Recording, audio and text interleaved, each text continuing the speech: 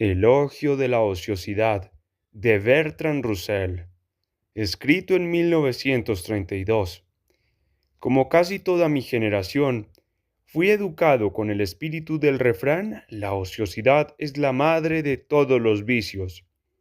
Niño profundamente virtuoso, creí todo cuanto me dijeron y adquirí una conciencia que me ha hecho trabajar intensamente hasta el momento actual. Pero, aunque mi conciencia haya controlado mis actos, mis opiniones han experimentado una revolución. Creo que se ha trabajado demasiado en el mundo, que la creencia de que el trabajo es una virtud ha causado enormes daños, y que lo que hay que predicar en los países industriales modernos es algo completamente distinto de lo que siempre se ha predicado. Todo el mundo conoce la historia del viajero que vio en Nápoles 12 mendigos tumbados al sol. Era antes de la época de Mussolini y ofreció una lira al más perezoso de todos. 11 de ellos se levantaron de un salto para reclamarla, así que se la dio al 12º. Aquel viajero hacía lo correcto. Pero en los países que no disfrutan del sol mediterráneo, la ociosidad es más difícil y para promoverla se requeriría una gran propaganda. Espero que, después de leer las páginas que siguen, los dirigentes de la Asociación Cristiana de Jóvenes emprendan una campaña para inducir a los jóvenes a no hacer nada. Si es así, no habré vivido en vano. Antes de presentar mis propios argumentos en favor de la pereza, tengo que refutar uno que no puedo aceptar. Cada vez que alguien que ya dispone de lo suficiente para vivir se propone ocuparse en alguna clase de trabajo diario, como la enseñanza o la mecanografía, se le dice a él o a ella que tal conducta lleva a quitar el pan de la boca a otras personas y que, por tanto, es inicua. Si este argumento fuese válido, bastaría con que todos nos mantuviésemos inactivos para tener la boca llena de pan. Lo que olvida la gente que dice tales cosas es que un hombre suele gastar lo que gana, y al gastar genera empleo. Al gastar sus ingresos, un hombre pone tanto pan en las bocas de los demás como les quita al ganar. El verdadero malvado, desde este punto de vista, es el hombre que ahorra. Si se limita a meter sus ahorros en un calcetín, como el proverbial campesino francés, es obvio que no genera empleo. Si invierte sus ahorros, la cuestión es menos obvia y se plantean diferentes casos. Una de las cosas que con más frecuencia se hace con los ahorros es prestarlos a algún gobierno, en vista del hecho de que el grueso del gasto público de la mayor parte de los gobiernos civilizados consiste en el pago de deudas de guerras pasadas o en la preparación de guerras futuras. El hombre que presta su dinero a un gobierno se halla en la misma situación que el malvado de Shakespeare que alquila asesinos. El resultado estricto de los hábitos de ahorro del hombre es el incremento de las fuerzas armadas del Estado al que presta sus economías. Resulta evidente que sería mejor que gastara el dinero, aun cuando lo gastara en bebida o en juego. Pero, se me dirá, el caso es absolutamente distinto cuando los ahorros se invierten en empresas industriales. Cuando tales empresas tienen éxito y producen algo útil, se puede admitir. En nuestros días, sin embargo, nadie negará que la mayoría de las empresas fracasan. Esto significa que una gran cantidad de trabajo humano, que hubiera podido dedicarse a producir algo susceptible del ser disfrutado, se consumió en la fabricación de máquinas que, una vez construidas, permanecen paradas y no benefician a nadie. Por ende, el hombre que invierte sus ahorros en un negocio que quiebra, perjudica a los demás tanto como a sí mismo. Si gasta su dinero, digamos, en dar fiestas a sus amigos, estos se divertirán, cabe esperarlo. al tiempo en que se beneficien todos aquellos con quienes gastó su dinero, como el carnicero, el panadero y el contrabandista de alcohol.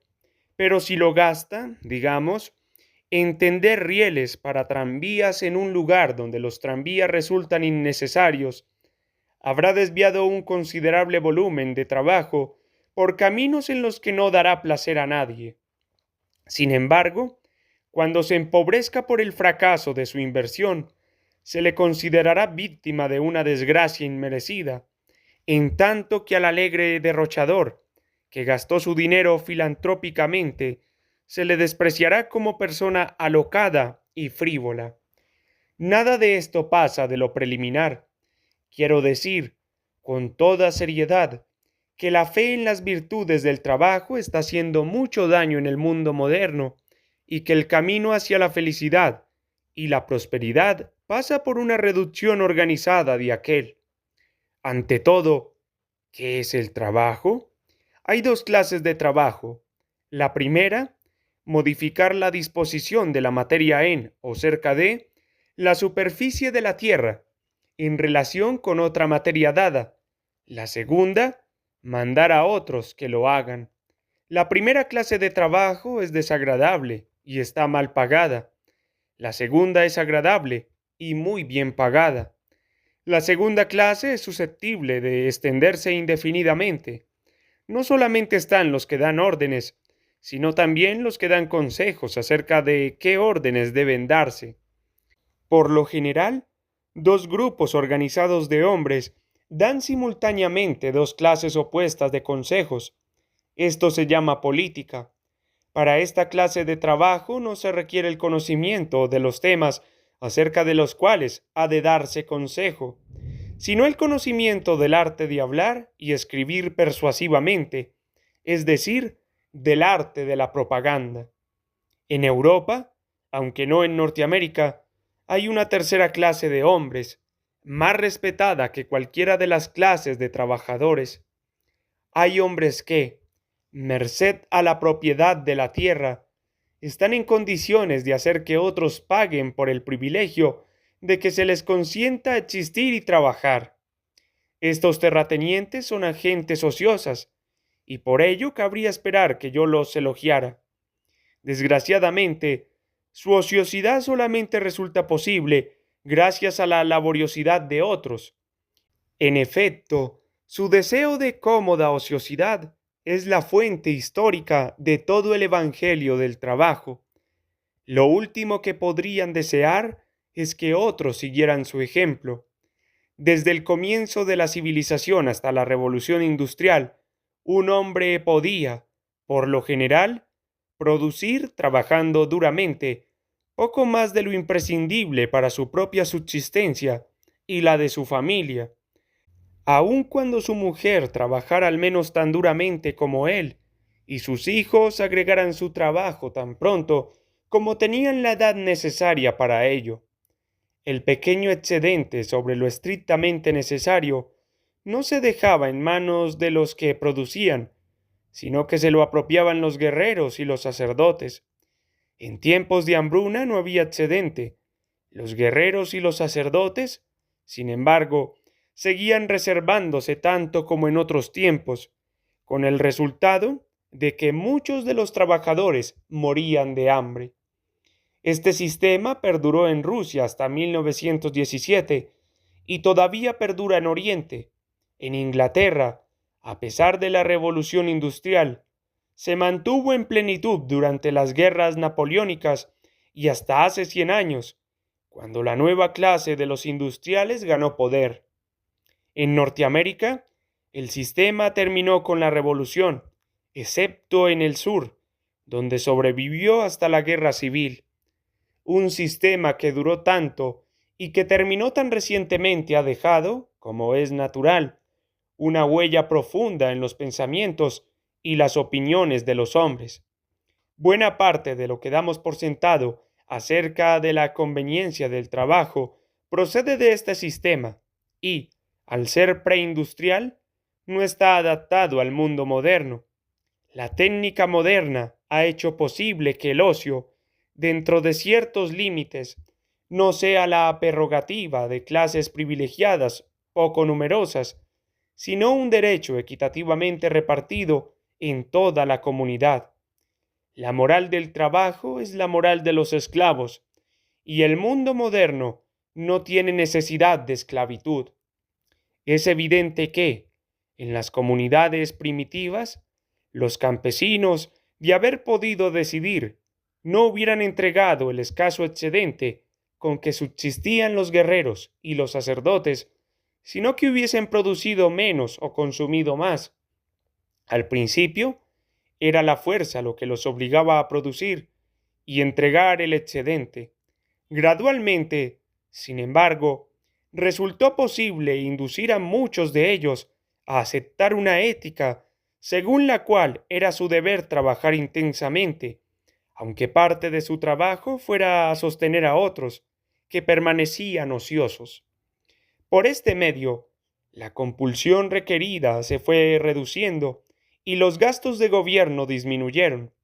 En nuestros días, el 99% de los asalariados británicos se sentirían realmente impresionados si se les dijera que el rey no debe tener ingresos mayores que los de un trabajador. El deber, en términos históricos, ha sido un medio, ideado por los poseedores del poder, para inducir a los demás a vivir para el interés de sus amos más que para su propio interés. Por supuesto, los poseedores del poder también han hecho lo propio aún ante sí mismos, y se las arreglan para creer que sus intereses son idénticos a los más grandes intereses de la humanidad. A veces esto es cierto. Los atenienses propietarios de esclavos, por ejemplo, empleaban parte de su tiempo libre en hacer una contribución permanente a la civilización, que hubiera sido imposible bajo un sistema económico justo. El tiempo libre es esencial para la civilización y en épocas pasadas, solo el trabajo de los más hacía posible el tiempo libre de los menos. Pero el trabajo era valioso, no porque el trabajo en sí fuera bueno, sino porque el ocio es bueno, y con la técnica moderna sería posible distribuir justamente el ocio, sin menoscabo para la civilización. La técnica moderna ha hecho posible reducir enormemente la cantidad de trabajo requerida para asegurar lo imprescindible para la vida de todos. Esto se hizo evidente durante la guerra. En aquel tiempo, todos los hombres de las Fuerzas Armadas, todos los hombres y todas las mujeres ocupados en la fabricación de municiones, todos los hombres y todas las mujeres ocupados en espiar, en hacer propaganda bélica o en las oficinas del gobierno relacionadas con la guerra, fueron apartados de las ocupaciones productivas. A pesar de ello, el nivel general de bienestar físico entre los asalariados no especializados de las naciones aliadas fue más alto que antes y que después. La significación de este hecho fue encubierta por las finanzas. Los préstamos hacían aparecer las cosas como si el futuro estuviera alimentando al presente. Pero esto, desde luego, hubiese sido imposible. Un hombre no puede comerse una rebanada de pan que todavía no existe. La guerra demostró de modo concluyente que la organización científica de la producción permite mantener las poblaciones modernas en un considerable bienestar, con solo una pequeña parte de la capacidad de trabajo del mundo entero. Si la organización científica, que se había concebido para liberar hombres que lucharan y fabricaran municiones, se hubiera mantenido al finalizar la guerra, y si hubiesen reducido a 4 las horas de trabajo, todo hubiera ido bien. En lugar de ello, fue restaurado el antiguo caos. Aquellos cuyo trabajo se necesitaba se vieron obligados a trabajar largas horas, y al resto se le dejó morir de hambre por falta de empleo. ¿Por qué? Porque el trabajo es un deber, y un hombre no debe recibir salarios proporcionados a lo que ha producido, sino proporcionados a su virtud, demostrada por su laboriosidad. Esta es la moral del Estado esclavista, aplicada en circunstancias completamente distintas de aquellas en las que surgió. No es de extrañar que el resultado haya sido desastroso. Tomemos un ejemplo.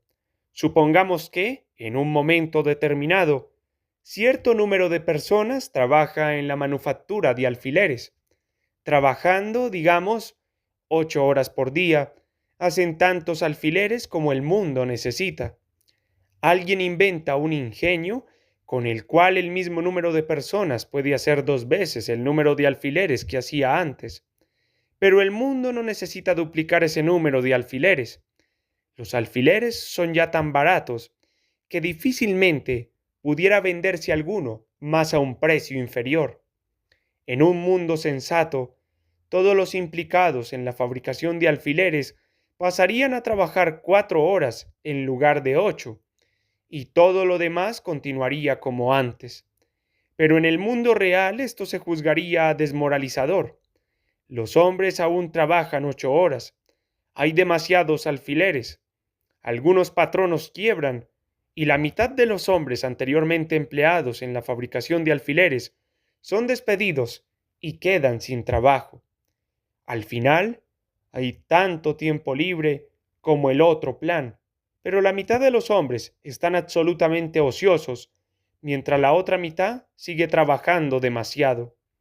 De este modo, queda asegurado que el inevitable tiempo libre produzca miseria por todas partes, en lugar de ser una fuente de felicidad universal. ¿Puede imaginarse algo más insensato? La idea de que el pobre deba disponer de tiempo libre siempre ha sido escandalosa para los ricos. En Inglaterra, a principios del siglo XIX, la jornada anormal de trabajo de un hombre era de 15 horas. Los niños hacían la misma jornada algunas veces y, por lo general, trabajaban 12 horas al día. Cuando los entrometidos apuntaron que quizá tal cantidad de horas fuese excesiva, les dijeron que el trabajo aleja a los adultos de la bebida y a los niños del mal. Cuando yo era niño, poco después de que los trabajadores urbanos hubieran adquirido el voto, fueron establecidas por ley ciertas fiestas públicas, con gran indignación de las clases altas.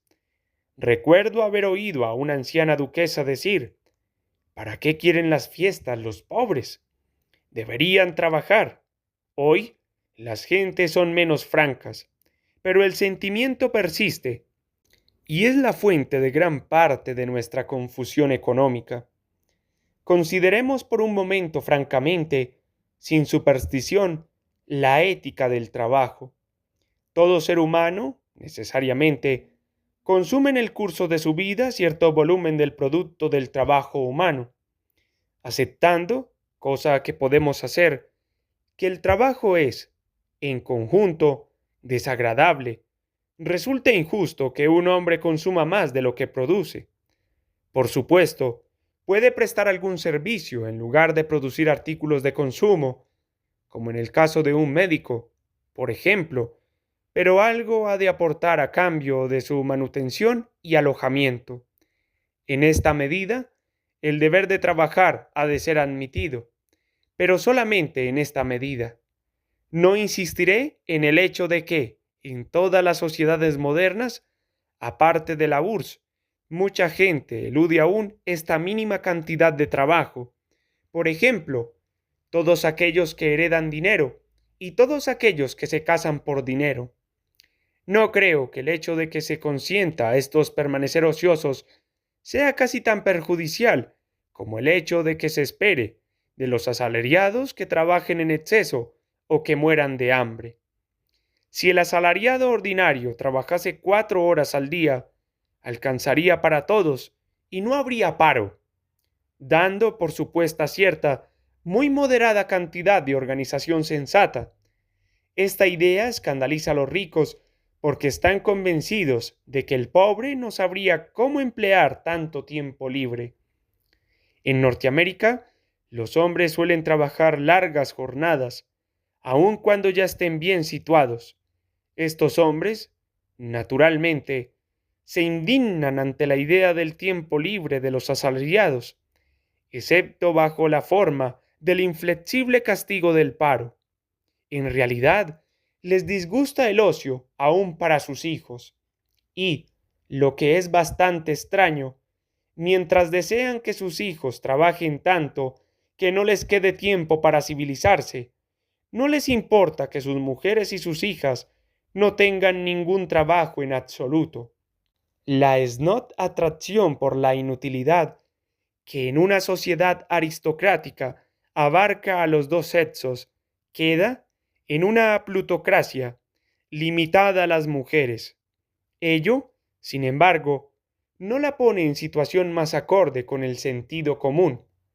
El sabio empleo del tiempo libre, hemos de admitirlo, es un producto de la civilización y de la educación.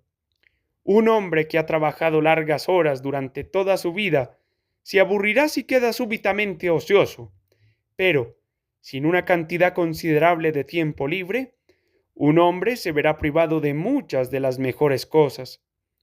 Y ya no hay razón alguna para que el grueso de la gente haya de sufrir tal privación.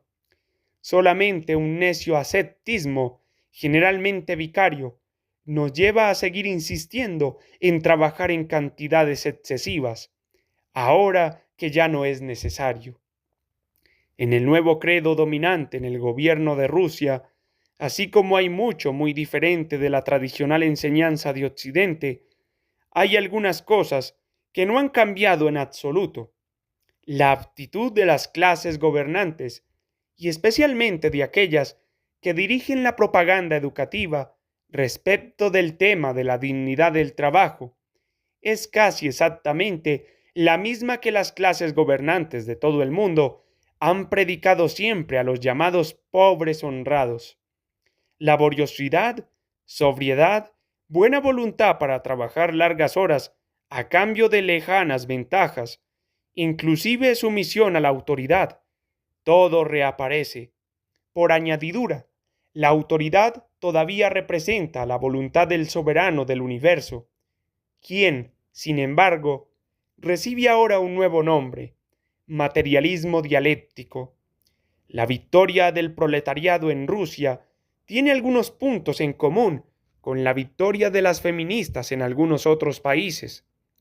Durante siglos, los hombres han admitido la superior santidad de las mujeres y han consolado a las mujeres de su inferioridad, afirmando que la santidad es más deseable que el poder. Al final, las feministas decidieron tener las dos cosas, ya que las precursoras de entre ellas creían todo lo que los hombres les habían dicho acerca de lo apetecible de la virtud, pero no lo que les habían dicho acerca de la inutilidad del poder político. Una cosa similar ha ocurrido en Rusia por lo que se refiere al trabajo manual.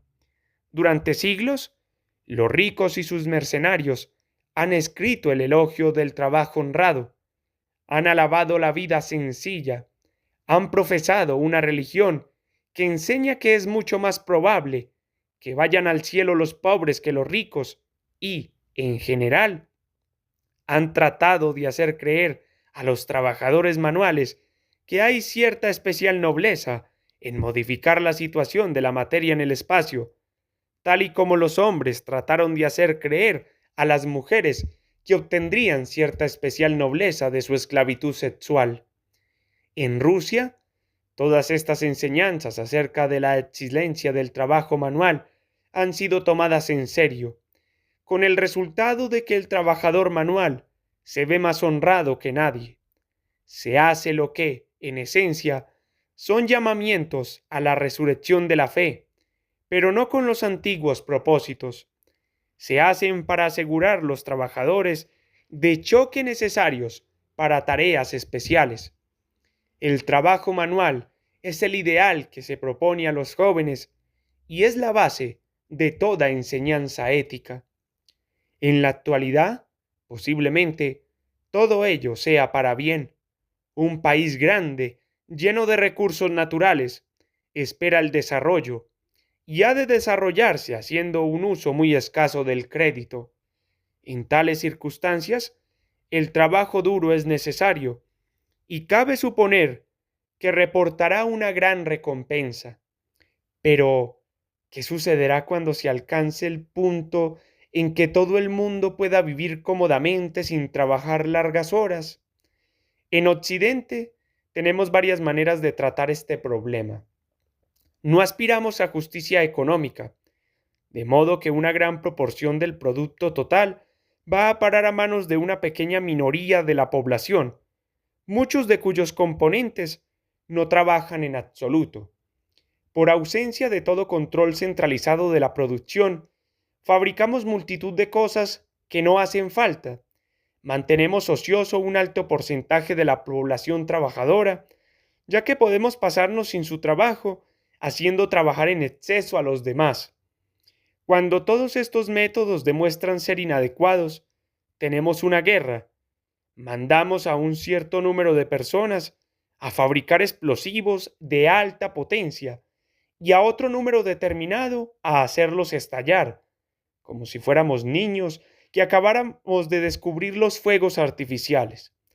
Con una combinación de todos estos dispositivos nos las arreglamos, aunque con dificultad, para mantener viva la noción de que el hombre medio debe realizar una gran cantidad de duro trabajo manual.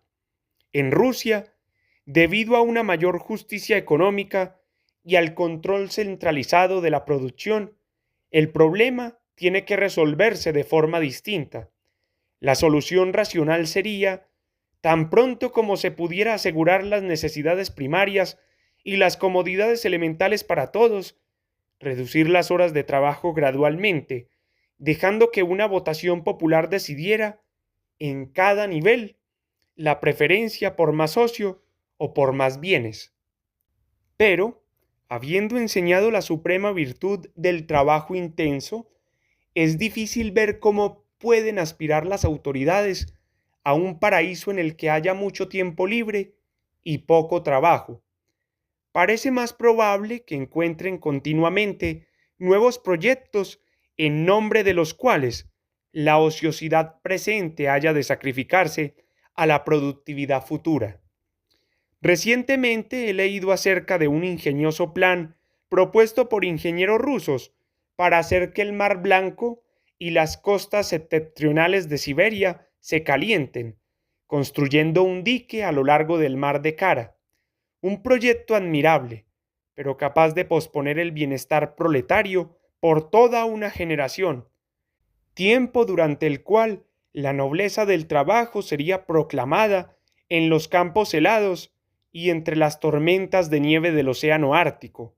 Esto, si sucede, será el resultado de considerar la virtud del trabajo intenso como un fin en sí mismo, más que como un medio para alcanzar un estado de cosas en el cual tal trabajo ya no fuera necesario.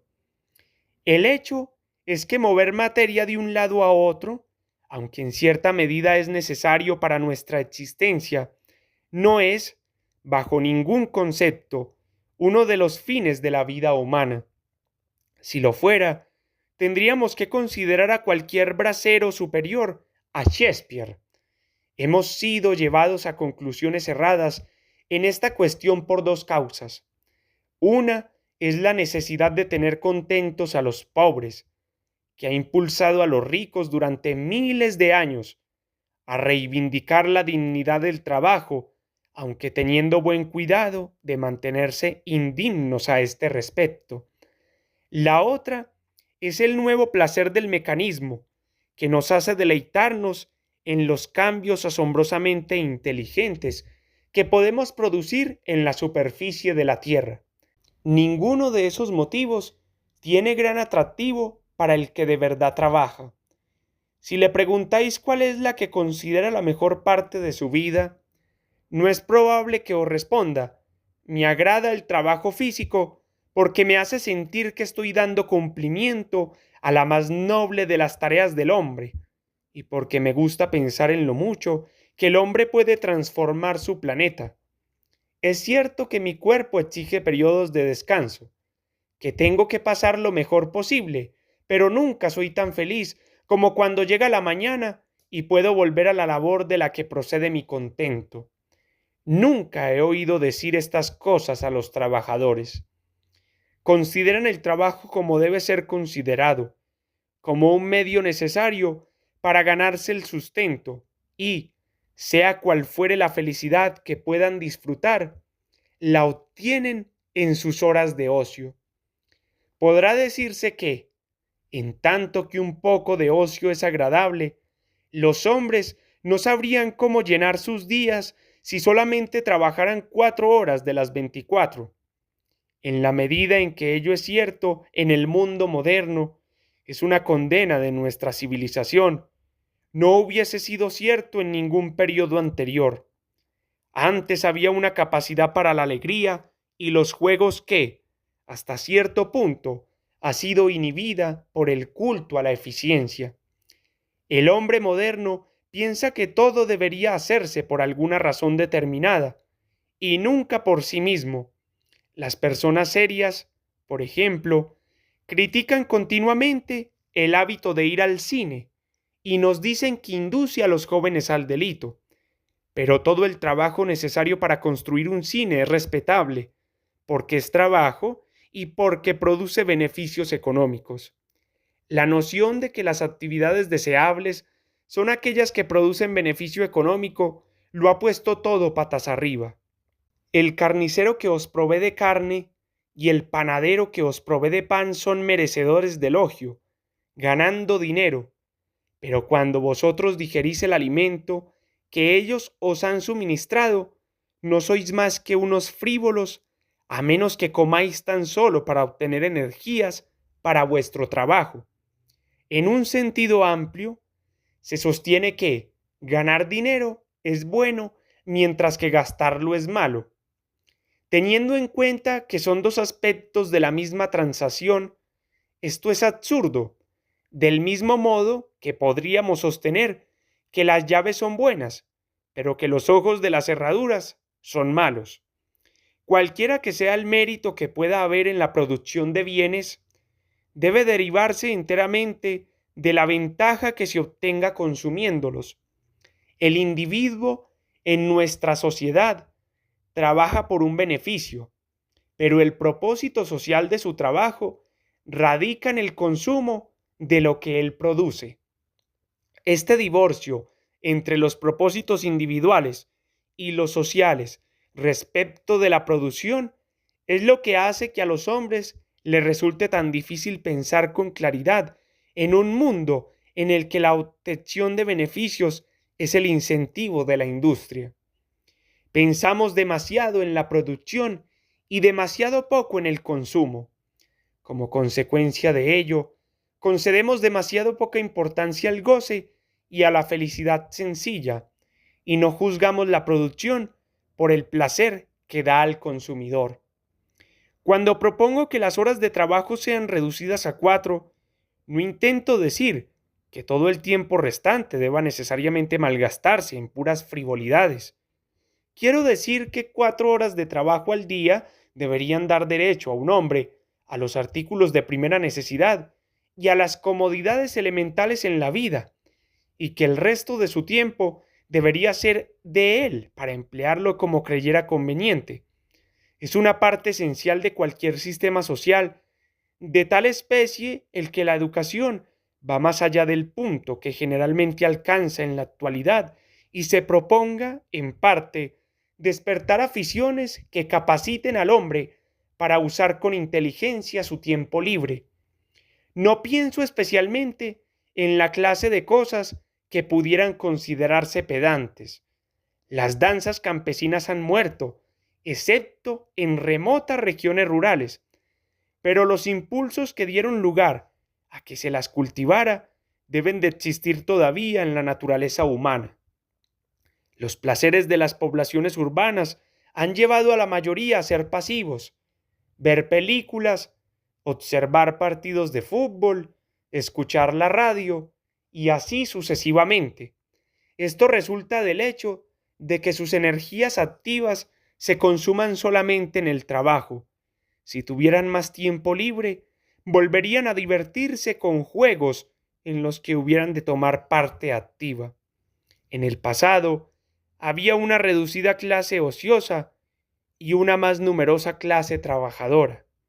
La clase ociosa disfrutaba de ventajas que no se fundaban en la justicia social. Esto la hacía necesariamente opresiva, limitaba sus simpatías y la obligaba a inventar teorías que justificasen sus privilegios. Estos hechos disminuían grandemente su mérito, pero, a pesar de estos inconvenientes, contribuyó a casi todo lo que llamamos civilización. Cultivó las artes, descubrió las ciencias, escribió los libros, inventó las máquinas y refinó las relaciones sociales. Aún la liberación de los oprimidos ha sido, generalmente, iniciada desde arriba. Sin la clase ociosa, la humanidad nunca hubiese salido de la barbarie. El sistema de una clase ociosa hereditaria sin obligaciones era, sin embargo, extraordinariamente ruinoso. No se había enseñado a ninguno de los miembros de esta clase a ser laborioso, y la clase, en conjunto, no era excepcionalmente inteligente. Esta clase podía producir un Darwin, pero contra él habrían de señalarse decenas de millares de hidalgos rurales que jamás pensaron en nada más inteligente que la caza del zorro y el castigo de los cazadores furtivos. Actualmente, se supone que las universidades proporcionan, de un modo más sistemático, lo que la clase ociosa proporcionaba accidentalmente y como un subproducto. Esto representa un gran adelanto, pero tiene ciertos inconvenientes. La vida de universidad es, en definitiva, tan diferente de la vida en el mundo, que las personas que viven en un ambiente académico tienden a desconocer las preocupaciones y los problemas de los hombres y las mujeres corrientes. Por añadidura, sus medios de expresión suelen ser tales que privan a sus opiniones de la influencia que debieran tener sobre el público en general. Otra desventaja es que en las universidades los estudios están organizados y es probable que el hombre al que se le ocurre alguna línea de investigación se sienta desanimado. Las instituciones académicas, por tanto, si bien son útiles, no son guardianes adecuados de los intereses de la civilización en un mundo donde todos los que quedan fuera de sus muros están demasiado ocupados para atender a propósitos no utilitarios. En un mundo donde nadie sea obligado a trabajar más de 4 horas al día, toda persona con curiosidad científica podrá satisfacerla, y todo pintor podrá pintar sin morirse de hambre. No importa lo maravillosos que puedan ser sus cuadros, los escritores jóvenes no se verán forzados a llamar la atención por medio de sensacionales chapucerías, hechas con miras a obtener la independencia económica que se necesita para las obras monumentales y para las cuales, cuando por fin llega la oportunidad, habrán perdido el gusto y la capacidad. Los hombres que en su trabajo profesional se interesen por algún aspecto de la economía o de la administración serán capaces de desarrollar sus ideas sin el distanciamiento académico que suele hacer aparecer carentes de realismo las obras de los economistas universitarios. Los médicos tendrán tiempo de aprender acerca de los progresos de la medicina. Los maestros no lucharán desesperadamente para enseñar por métodos rutinarios cosas que aprendieron en su juventud y cuya falsedad puede haber sido demostrada en el intervalo. Sobre todo, habrá felicidad y alegría de vivir en lugar de nervios gastados, cansancio y dispepsia. El trabajo exigido bastará para hacer del ocio algo delicioso, pero no para producir agotamiento, puesto que los hombres no estarán cansados en su tiempo libre, no querrán solamente distracciones pasivas e insípidas. Es probable que al menos un 1% dedique el tiempo que no le consuma su trabajo profesional a tareas de algún interés público y, puesto que no dependerá de tales tareas para ganarse la vida, su originalidad no se verá estorbada y no habrá necesidad de conformarse a las normas establecidas por los viejos eruditos. Pero no solamente en estos casos excepcionales se manifestarán las ventajas del ocio. Los hombres y las mujeres corrientes, al tener la oportunidad de una vida feliz, llegarán a ser más bondadosos y menos inoportunos, y menos inclinados a mirar a los demás con suspicacia. La afición a la guerra desaparecerá, en parte por la razón que antecede y en parte porque supone un largo y duro trabajo para todos. El buen carácter es, de todas las cualidades morales, la que más necesita el mundo, y el buen carácter es la consecuencia de la tranquilidad y la seguridad, no de una vida de ardua lucha. Los métodos de producción modernos nos han dado la posibilidad de la paz y la seguridad para todos. Hemos elegido, en vez de esto, el exceso de trabajo para unos y la inanición para otros. Hasta aquí hemos sido tan activos como lo éramos antes de que hubiese máquinas. En esto hemos sido unos necios, pero no hay razón para seguir siendo necios para siempre.